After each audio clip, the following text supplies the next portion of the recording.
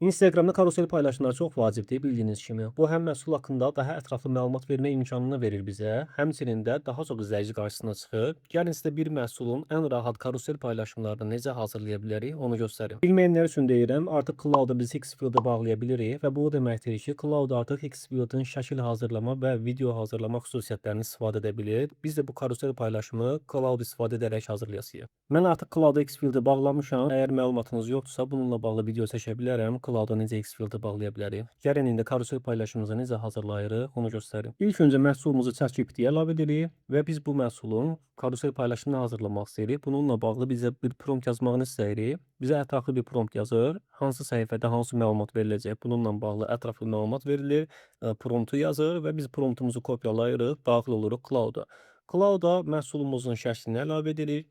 Bundan sonra bizə ChatGPT-nin verdiyi promptu yapışdırırıq və Cloud-a tapşırıq veririk ki, bütün səhifələrdə eyni dizaynı hazırlasın. Çünki karusel paylaşımda biz istəmərik ki, fərqli-fərqli temalarda dizayn olsun.